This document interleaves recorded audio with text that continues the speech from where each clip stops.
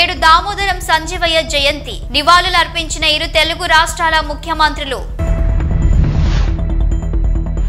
అక్రమంగా రేషన్ బియ్యం తరలింపు 80 బస్తాల రేషన్ బియ్యం పట్టుకున్న Markapuram sub collector B Venkat Trivinag. Bird flu సోకి చనిపోతున్న లక్షలాది కోళ్లు. బర్డ్ ఫ్లూ సోకిన కోళ్ల పూడ్చివేత ప్రక్రియను స్వయంగా పరిశీలించిన జిల్లా కలెక్టర్ చదలవాడ నాగరాణి.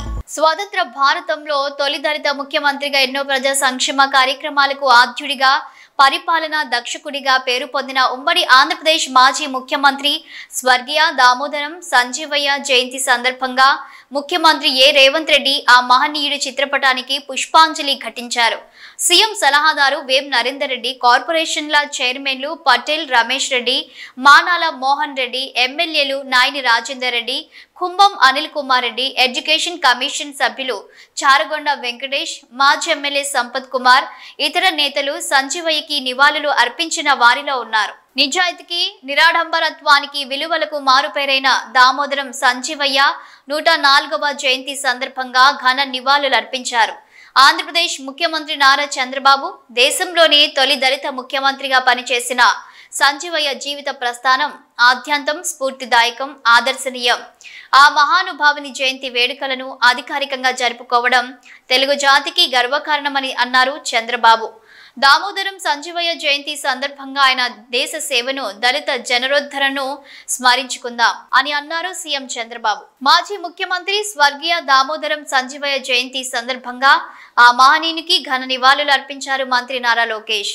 బహుముఖ ప్రజ్ఞాశాలిగా, ఉమ్మడి ఆంధ్రప్రదేశ్ రాష్ట్ర తొలి దళిత ముఖ్యమంత్రిగా ఆయన ఖ్యాతికెక్కారన్నారు. తన పదవి కాలంలో అనేక విప్లవాత్మక పథకాలతో ప్రజల అభ్యున్నతికి విశేషంగా కృషి చేశారని, నమ్మిన విలువలకు జీవితాంతం కట్టుబడిన వ్యక్తి దామోదరం సంజీవయ్య అని వివరించారు నారా లోకేష్. ఆయన జయంతి వేడుకలను కూటమి ప్రభుత్వం అధికారికంగా నిర్వహిస్తోందని, దామోదరం సంజీవయ్య ఆశయ సాధనకు కృషి చేద్దామని పిలుపునిచ్చారు. ప్రకాశం జిల్లా ఖమ్మంలో ప్రభుత్వం పేదలకు ఇచ్చే రేషన్ పక్కదారి పట్టింది. బియ్యం అక్రమ రవాణా యథేచ్ఛగా సాగుతుంది. భారీగా రేషన్ బియ్యాన్ని బేస్తావారిపేటలోని ఒక రైస్ మిల్లుకు తరలిస్తున్నట్టు సమాచారంతో రావడంతో ఖమ్మంలోని ప్రధాన రహదారిలో గల ఒక ఇంటిలో నుండి సుమారు 80 బస్తాల రేషన్ బియ్యాన్ని ఒక ఐచల్ లారీలో ఎక్కించి తరలిస్తుండగా Markapuram sub collector B Venkat Trivinag ration బియ్యంతో ఆగి ఉన్న లారీ పట్టుకున్నారు. కలెక్టర్ తో పాటు ఖమ్మం తహసీల్దార్ వి కిరణ్, బేస్తావారిపేట తహసీల్దార్ జితేంద్ర, విఆర్ఈలు, పోలీసులు పాల్గొన్నారు. బర్డ్ ఫ్లూ సోకిన మరియు వ్యాధితో చనిపోయిన కోళ్లను పూడ్చివేత చేపట్టారు అధికారులు.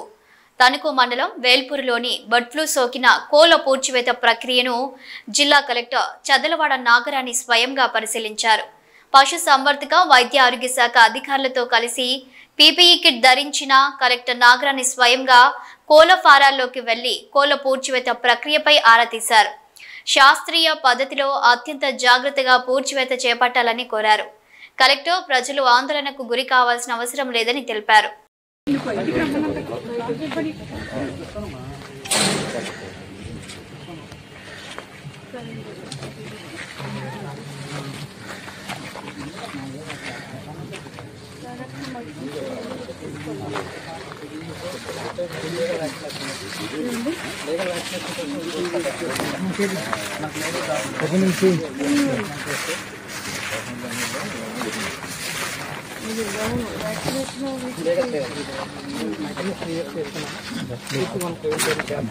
పల్నాడు జిల్లా ఒంటరిగా ఉన్న వృద్ధురాలిపై దాడి చేసి ₹1,00,000 నగదు అపహరించిన ఘటన సత్తెనపల్లి మండలం లక్కరాజు గార్లపాడులో చోటు చేసుకుంది. గ్రామానికి చెందిన 80 సంవత్సరాల నారాయణమ్మ కుటుంబ సభ్యులు పొలం పనులకు వెళ్లడంతో ఇంట్లో ఒంటరిగా ఉంది.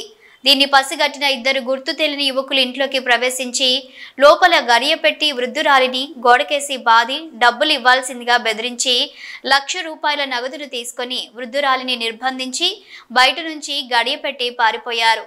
దాడి ఘటనలో వృద్ధురాలి తలకు గాయమవ్వగా కుటుంబ సభ్యులు ఇంటికి చేరుకోవడంతో ఈ ఘటన ఆలస్యంగా వెలుగులోకి వచ్చింది. బాధితురాలి ఫిర్యాదు మేరకు పోలీసులు కేసు నమోదు చేసుకుని దర్యాప్తు చేపట్టారు.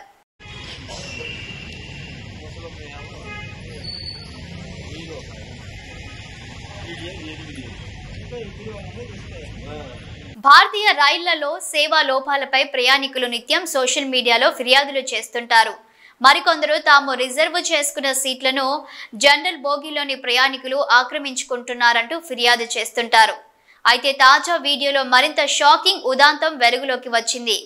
ఉత్తరప్రదేశ్లోని బస్తీ రైల్వే స్టేషన్లో నిలిచున్న అంత్యోదయ ఎక్స్ప్రెస్ కిటికీ అద్దాలను ప్రయాణికులు రాళ్లతో పగలగొట్టిన వీడియో ప్రస్తుతం తెగ వైరల్ అవుతుంది.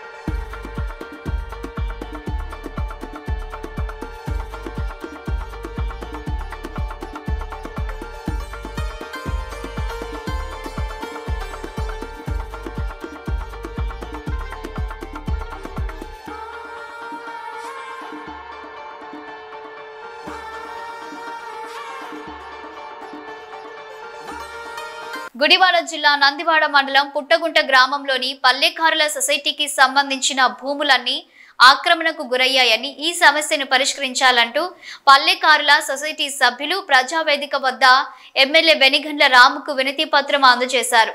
గ్రామంలో మంచినీటి సమస్య తీవ్రంగా ఉందని, నీళ్లు బయటకు వెళ్లే మార్గం లేకుండా డ్రైనేజీ వ్యవస్థను పూర్తి చేశారని తెలిపారు. సొసైటీ చెరువులను ఆక్రమించి రొయ్యల సాగు చేస్తున్నారని, అలాగే సొసైటీకి చెందిన గుంటలు గోతులు ఆక్రమించారని తమకు న్యాయం చేయాలని కోరారు.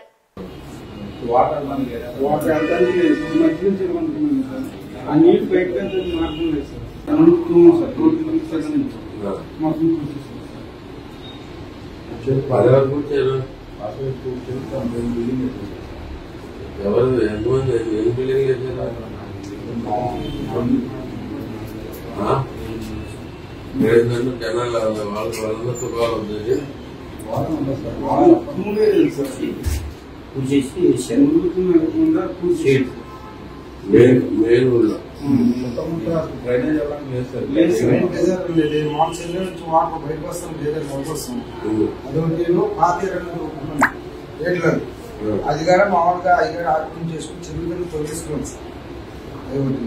వాటర్ అనేది బయటికి వెళ్ళే అవకాశం లేదండి. మంగళగిరి అట్లా మంగళగిరి అనేది మామూలుగా అది పాత గొడవడి కింద వస్తుందండి. పల్లికారులు బతుకానికి పాలేసుకుని బతుకానికి అది అదే పాయింట్ అని మా సొసైటీ ప్రెసిడెంట్ గారు. మళ్ళీ తర్వాత ఎంతమంది సంబంధించి దీంట్లో మనం వెళ్ళంటే జనాలు వాళ్ళు ఎవరన్నా ఇబ్బంది పడేవాళ్ళు ఎవరున్నారు? ఒక 6-7 కుటుంబాలు ఉన్నాయి. వాళ్ళకి ఇబ్బంది అంటే ఈ ముసుకు వెళ్ళేదండి. ముసుకు వెళ్ళేది వాళ్ళకి ఇబ్బంది. మళ్ళీ తర్వాత ఇబ్బంది పడే ఏది లేదు. ఇంకా చేలు పూర్తి చేసి చెరువులు గవర్నమెంట్ భూమి మామూలుగా దాని మీద మాకు ఒక వారానికి ఒక 10 రూపాయలు దగ్గర 1 రూపాయి తినడానికి అవకాశం ఉంది మాకు. అదేనండి మాకు వాటర్ అనేది కొంతమంది తిరగలంటే ఆ బోధన వదిలిపెట్టుకుని కొంతమంది మేలుకున్నారు. వారం నుంచి కొంతమంది బోధన వదిలిపెట్టుకుని కొంతమంది మేలుకున్నారు. కొంతమంది ఏంటంటే డేగా పూర్తి చేసి అది పెద్దలకైనా పూడ్చినప్పుడు మనం పూర్తి ఏంటి అన్నట్టుగా పూర్తి చేసుకున్నాం. బుడమేరు దాటాలి సార్. బుడమేరు ఉంది మనం గూడెం దాటిన తర్వాత గుజ్జిగారు పొలాలు తక్కువ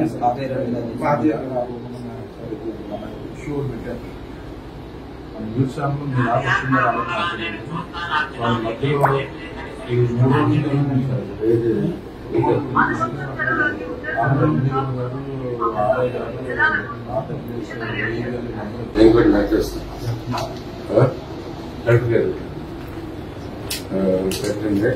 దాన్ని ఫాలో అప్ చెప్పి స్టాంప్ సొసైటీలో స్టాంప్ వాళ్ళంతా చేసి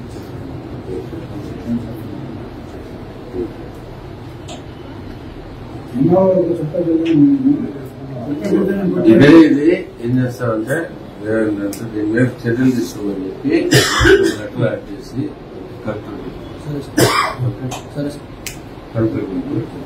టిబేటియన్ బౌద్ధ మత కేంద్రంలో బండి సంజయ్ పర్యటన. కేంద్ర మంత్రికి సమస్యలను వివరించిన టిబేటియన్ శరణార్థులు. సానుకూలంగా స్పందించిన కేంద్ర మంత్రి దలీలామాతో బండి సంజయ్ భేటీ. కేంద్ర హోంశాఖ సహాయ మంత్రి బండి సంజయ్ కుమార్ 2 రోజుల పర్యటనలో భాగంగా కర్ణాటకలోని మైసూర్ జిల్లాలోని టిబేటియన్ శరణార్థుల పునరావాస కేంద్రమైన బైలాకుప్పెకు సందర్శించారు. 1950లో టిబెట్ ను చైనా ఆక్రమించిన సమయంలో వేలాది మంది టిబెటియన్ శరణార్థుల ఇండియాకు తరలివచ్చారు. టిబెటియన్ బౌద్ధ మత కేంద్రం ప్రస్తుతం బైలాకుప్పెలో ఉంది. ఈ ప్రాంతంలో 15,000 మందికి పైగా టిబెటియన్ శరణార్థులు నివసిస్తున్నారు. టిబెటియన్ బౌద్ధ సంప్రదాయాలకు అనుగుణంగా అనేక మఠాలు, మఠ పాఠశాలలు, దేవాలయాలను నిర్మించుకున్నారు. ఈ నేపథ్యంలో టిబెటియన్ శరణార్థుల స్థితిగతులు, సమస్యలను తెలుసుకునేందుకు బైలాకుప్పెకు వచ్చేసిన కేంద్ర మంత్రి బండి సంజయ్ కు బౌద్ధ మత గురువు 14వ దలైలామా ప్రతినిధి జుగ్మే జిగ్నే, మైసూర్ కాలనీల ప్రధాన ప్రతినిధి జూనియర్ జుగ్మే సుల్రాన్, జిల్లా మైనార్టీ అధికారి శిల్ప, స్థానిక అధికారులు ఘన స్వాగతం పలికారు. అనంతరం బైలాకుప్పెలోని FTCI గెస్ట్ హౌస్ నుండి స్థానిక గోల్డెన్ టెంపుల్ ను దర్శించారు. గోల్డెన్ టెంపుల్ విశేషాలను బౌద్ధ మత గురువుల ద్వారా అడిగి తెలుసుకున్నారు. అందులో భాగంగా పద్మ సంభవ, బుద్ధ, అమితాయుస్ల ఎత్తైన 40 అడుగుల భవ్య విగ్రహాలను దర్శించుకున్నారు. గోల్డెన్ టెంపుల్ తో పాటు పెనూర్ రింపూచే సమాధి, సరాలాచే philosophy university temple, organic research training centre, old age హోమ్లను సందర్శించారు స్థానిక అధికారులు. బౌద్ధ మత గురువులతో సమావేశమై వారు ఎదుర్కొంటున్న సమస్యలను అడిగి తెలుసుకున్నారు. 1950లో టిబెట్ నుండి ఇండియాకు వలస వచ్చిన వారిలో చాలా మందికి ఆధార్ కార్డులు లేవని, తమ ప్రాంతంలో ప్రత్యేకంగా ఆధార్ కేంద్రాన్ని ఏర్పాటు చేయాలని కోరారు. త్వరలోనే వాటి పరిష్కారానికి కృషి చేస్తానని హామీ ఇచ్చారు. బండి సంజయ్ 14వ బౌద్ధ మత గురువు దలైలామాతో భేటీ అయ్యారు.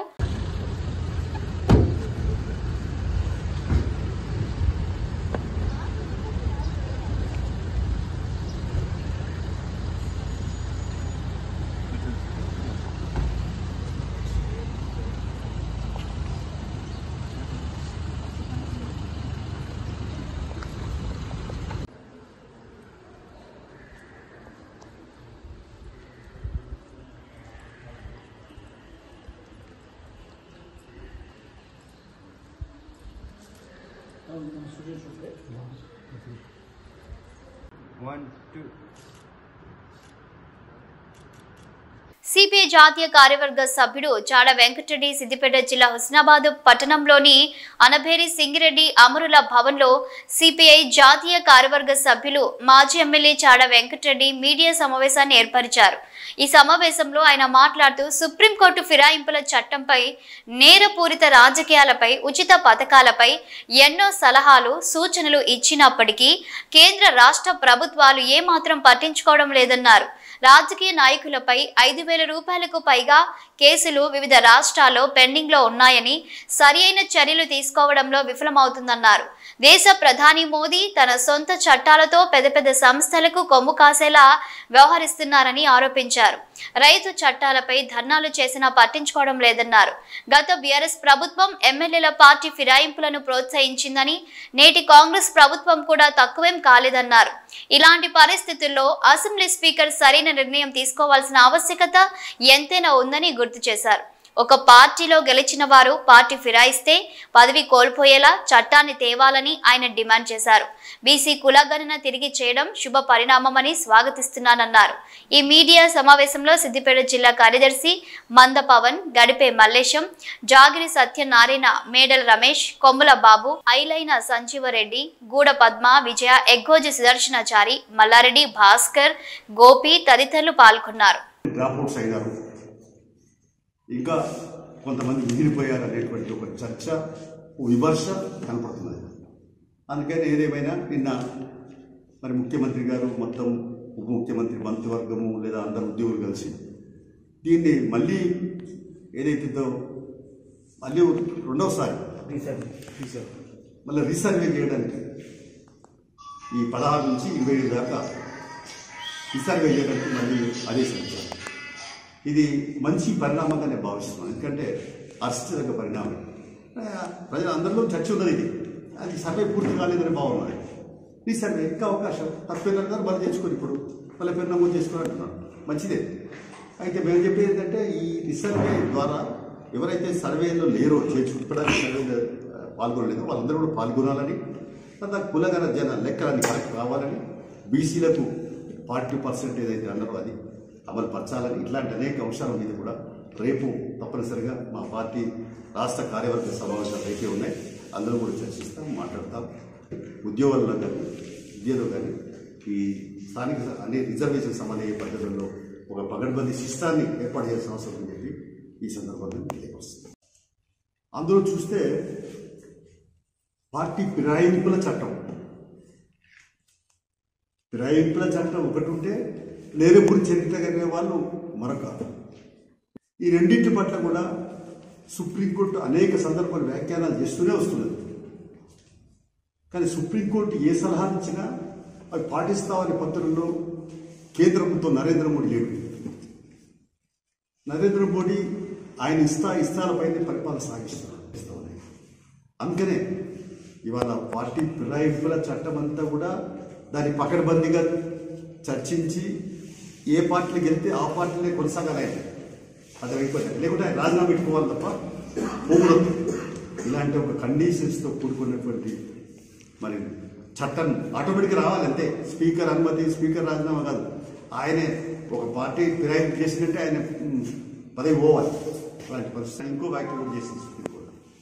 ఎన్నికలప్పుడు మీరు ఇచ్చే హామీలు ఏంటి అంటే ఉచితాలు.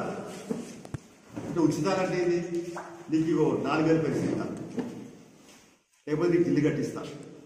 రేషన్లు ఇవ్వాలని ప్రభుత్వం నిర్ణయించింది. ఇవన్నీ ఏంటి అంటే ఆశల పల్లెకులో ప్రజలను ఊరేగింపు చేసేటువంటి పరిస్థితి, దుస్థితి సాగుతుంది.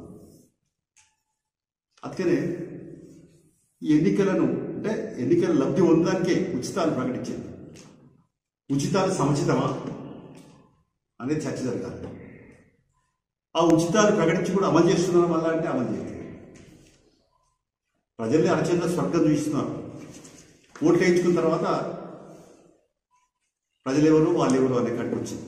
పెద్దపల్లి జిల్లా కాల్వ శ్రీరాంపూర్ మండలంలోని మిర్జంపేట్ గ్రామంలోని మానేరు ఒడ్డున వెలిసిన సమ్మక్క సారలమ్మ జాతర మినీ మేడారం జాతర సందర్భంగా భక్తులు అధిక సంఖ్యలో హాజరై సమ్మక్క సారలమ్మ గద్దెల వద్ద ప్రత్యేక పూజలు నిర్వహించే మొక్కులు చెల్లించుకున్నారు. మిర్జంపేట్ గ్రామస్తులు, మహిళలు అధిక సంఖ్యలో సమ్మక్క సారలమ్మలను దర్శించుకుని వన భోజనాలు చేశారు. పిల్లాపాపలు చల్లగా ఉండాలని, వర్షాలు సమృద్ధిగా పడి పాడి పంటలు సక్రమంగా పండాలని, ప్రజలంతా సుభిక్షంగా ఉండాలని అమ్మవార్లు వేడుకుంటున్నట్లు గ్రామస్తులు తెలిపారు.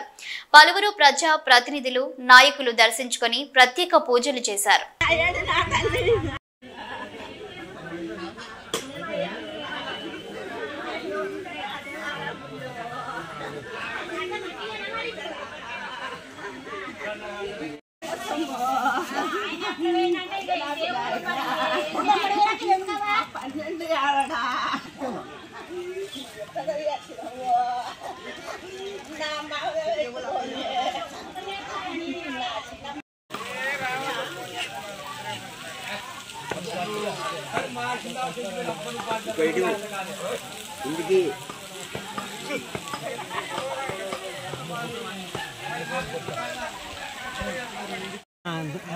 రెండు పెద్ద బాటల్లా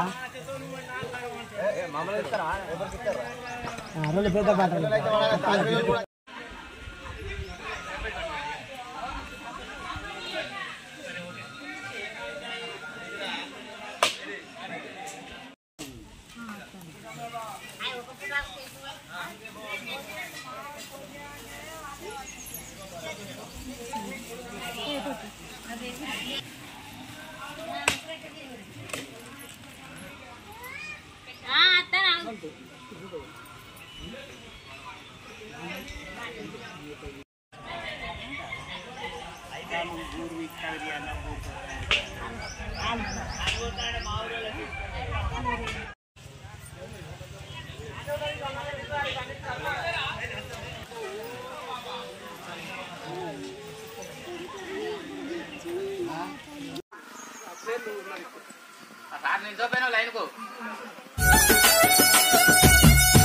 నిరుద్యోగులు, ఉద్యోగులు, విద్యా వ్యవస్థ, మహిళా సాధికారతలని 4 అంశాలతో రాజకీయాలకు వచ్చినట్లు బీఎస్పీ ఎమ్మెల్సీ అభ్యర్థి ప్రసన్న హరికృష్ణ పేర్కొన్నారు.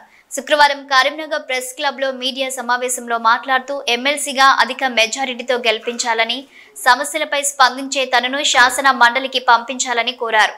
నిజం వ్యక్తిత్వం గెలవాలని కోరారు. బీఎస్పీ రాష్ట్ర అధ్యక్షుడు ప్రభాకర్ మాట్లాడుతూ ఈ ఎన్నికలలో బీఎస్పీ పార్టీ బలపరిచిన ప్రసన్న హరికృష్ణ, ఉపాధ్యాయ ఎమ్మెల్సీ యాటకారి సాయన్నలను ఎమ్మెల్సీలుగా గెలిపించాలని కోరారు. ఈ కార్యక్రమంలో పలువురు నిషాని రవిచంద్రం, వెంకన్న, సమ్మన్న, శ్రీనివాస్ తదితరులు పాల్గొన్నారు.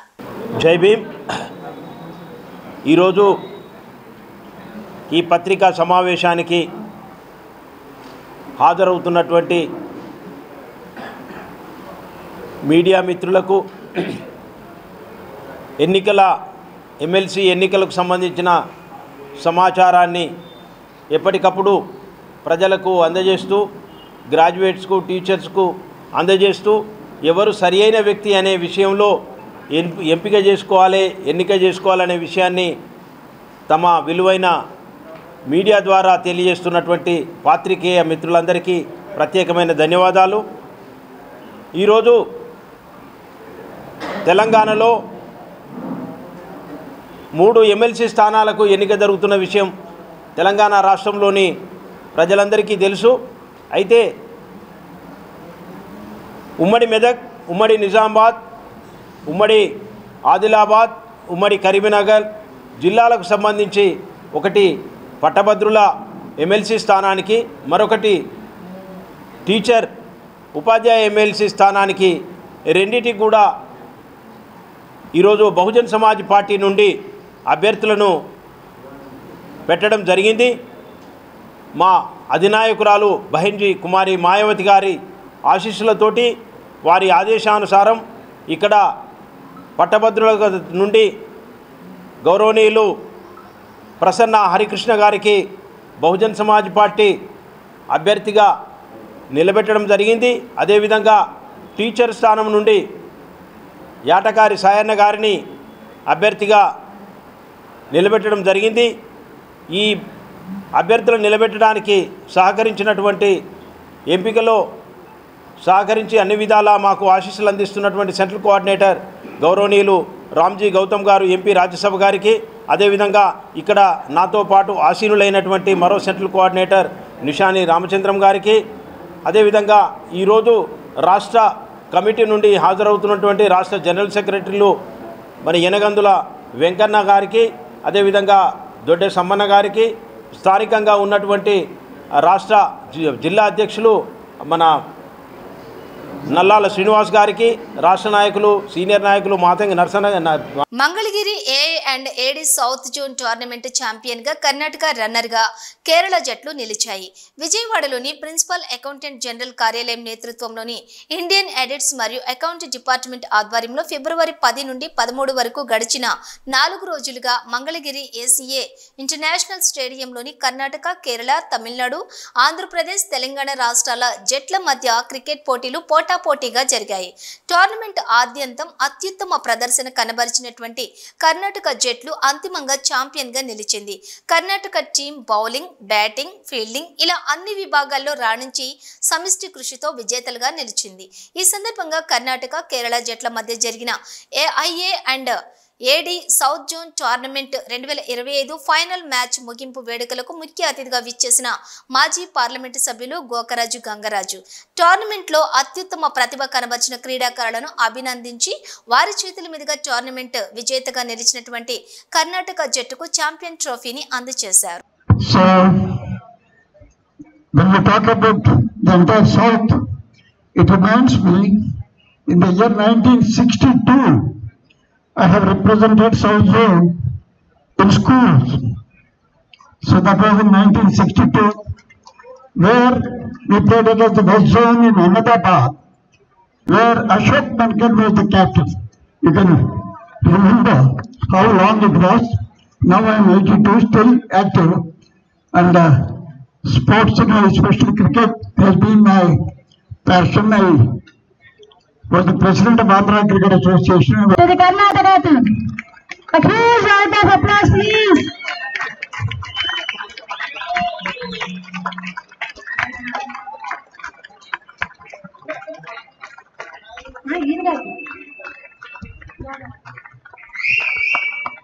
Thank you.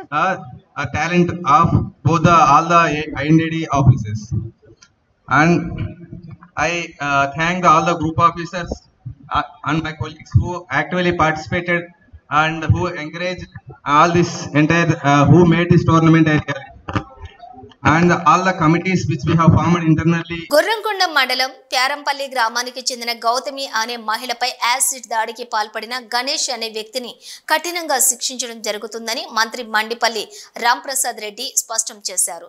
యాసిడ్ దాడికి గురైన మహిళను మదనపల్లె ఎమ్మెల్యే షాజహాన్ బాషా, జిల్లా ఎస్పీ విద్యాసాగర్ నాయుడులతోటి కలిసి యువతిని తల్లిదండ్రులను పరామర్శించారు.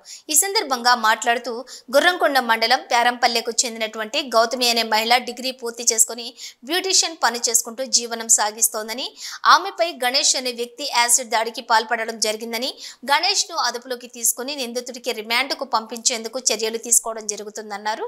మహిళపై యాసిడ్ దాడులకు పాల్పడే వ్యక్తులను సహించేది లేదని, అలాంటి వారిని కఠినంగా శిక్షించడం జరుగుతుందని అన్నారు.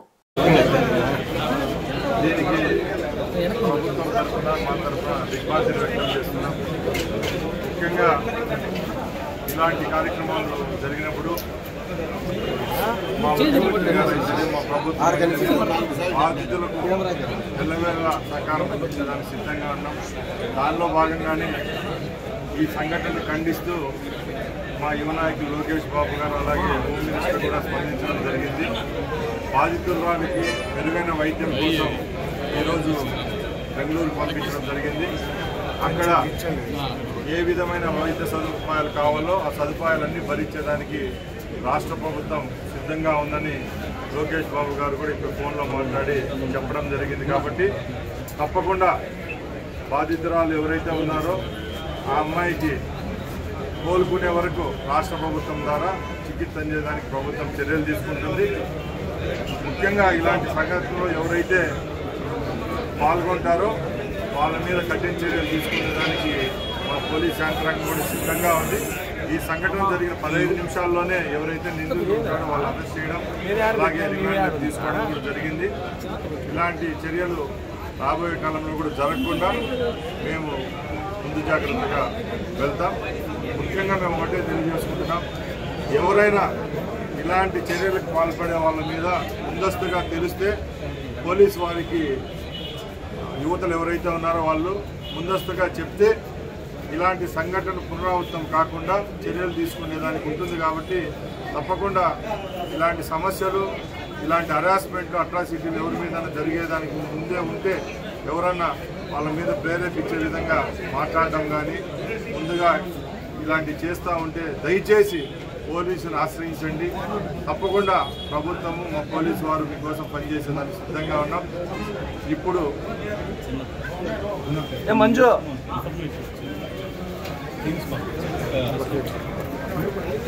అలాగే మేము ఒకటే చెప్తున్నాం, ఆ రోజు పుంగనూరులో కూడా ఒక చిన్న 3 ఏళ్ల బాలికపై జరిగితే ముఖ్యమంత్రి గారు అయితేనే, హోమ్ మినిస్టర్ అయితే స్పందించి ఆ ఘటనా స్థలానికి పోలీసులు వెళ్ళి ఏ విధంగా స్పందించారో ఈరోజు ఈ ఇన్సిడెంట్లో కూడా తప్పకుండా బాధితురాలకు న్యాయం జరిగే విధంగా చర్యలు తీసుకోవడం జరుగుతుంది. ఇప్పుడు ముఖ్యంగా ఆమె ప్రాణానికి భరోసాగా ఎంతైతే ఖర్చు అవుతుందో ఆ ఖర్చునంతా రాష్ట్ర ప్రభుత్వం భరిస్తుందని చెప్పి మా యువ నాయకులు లోకేష్ బాబు గారు ఇప్పుడే ఫోన్లో కూడా వారి తండ్రితో మాట్లాడడం జరిగింది. కాబట్టి తప్పకుండా భగవంతుని ఆశీస్సుల వల్ల అమ్మాయి కోలుకుంటుందని ప్రార్థిస్తున్నాం. అధికార మదంతో విర్రవీగుతున్న కూటమి నేతలు ఇష్టారాజ్యంగా అరాచకాలు దుర్మార్గాలు చేస్తున్నారని, అధికారంలోకి వచ్చిన నాటి నుంచి ప్రభుత్వ వైఫల్యాల నుంచి ప్రజల దృష్టి మళ్లించడంలో భాగంగా ప్రభుత్వం డైవర్షన్ పాలిటిక్స్ కు అలవాటు పడిందని వైఎస్ఆర్సీపీ రాష్ట్ర అధికార ప్రతినిధి ఎర్రగొండపాలెం ఎమ్మెల్యే తాటిపర్తి చంద్రశేఖర్ ఆక్షేపించారు. ఈ నెల డైవర్షన్ పాలిటిక్స్ లో భాగంగా వల్లభనేని వంశీని అరెస్ట్ చేశారని ఆయన అన్నారు. చంద్రబాబు పాలనలోని మహిళలకు, మందిరాలకు రక్షణ లేకుండా పోయిందని, న్యాయస్థానాలు, చట్టాలపై ప్రభుత్వానికి గౌరవం లేదని పార్టీ కేంద్ర కార్యాలయంలో ప్రెస్ మీట్ లో తాటిపర్తి చంద్రశేఖర్ స్పష్టం చేశారు. ప్రతి నెల ఒక అక్రమం కేసు, ఒక సెన్సేషనల్ కేసు క్రియేట్ చేసి ఈ రాష్ట్రంలో శాంతి భద్రతల్ని ప్రమాదంలోకి నెట్టివేసేటటువంటి పరిస్థితి క్రియేట్ చేస్తూ వారు చేసినటువంటి దుర్మార్గాల నుంచి ప్రజల్ని పక్కదారి పట్టించడానికి వారు చేస్తున్నటువంటి పన్నాగంలో భాగమే ఈ అక్రమ కేసులు. ఏ విధంగా అయితే వల్లభనేని వంశీ గారిని అరెస్ట్ చేశారో, ఈ అరెస్ట్ చేసినటువంటి విధానాన్ని, ఆ కేసు పెట్టినటువంటి వ్యక్తిని అడ్డం పెట్టుకొని ఎస్సీ ఎస్టీ కేసుల్ని బనాయించి ఏ విధంగా న్యాయ వ్యవస్థల్ని, రాజ్యాంగబద్ధమైనటువంటి చట్టాలని తన చుట్టాలుగా మార్చుకొని అక్రమ కేసులు బనాయించి తప్పుడు కార్యక్రమాలు ఈ కూటమి ప్రభుత్వం చేస్తుందో స్పష్టంగా అర్థమవుతుంది. ఈ విధానాన్ని వైఎస్ఆర్సీపీ తీవ్రంగా ఖండిస్తుంది. వల్లభనేని వంశీ గారిని అరెస్ట్ చేసినటువంటి విధానం, వారి భార్యని అవమానపరుస్తూ వారి భార్య ప్రయాణించేటటువంటి కారులో పోలీసులు వచ్చి కూర్చొని వారిని రకరకాల పోలీస్ స్టేషన్లకు తిప్పినటువంటి విధానం, ఇది చాలా జూచాకరంగా ఒక ప్రభుత్వంలో ఉన్నటువంటి వ్యక్తి ఎంతకైనా దిగజారొచ్చా, చట్టాలని అడ్డం పెట్టుకొని ఏ విధంగా అయినా చేయొచ్చా అని చెప్పడానికి ఇది నిలువెత్తు సాక్ష్యం. బులెటిన్ ముగించే ముందు హెడ్లైన్స్ మరోసారి. నేడు దామోదరం సంజీవయ్య జయంతి, నివాళులు అర్పించిన ఇరు తెలుగు రాష్ట్రాల ముఖ్యమంత్రులు. అక్రమంగా రేషన్ బియ్యం తరలింపు, 80 బస్తాల రేషన్ బియ్యం పట్టుకున్న Markapuram sub collector B Venkat Trivinath. Bird flu సోకి చనిపోతున్న లక్షలాది కోళ్లు, బర్డ్ ఫ్లూ సోకిన కోళ్ల పూడ్చివేత ప్రక్రియను స్వయంగా పరిశీలించిన జిల్లా కలెక్టర్ చదలవాడ నాగరాణి. ఇవి bulletin updates. Keep watching news.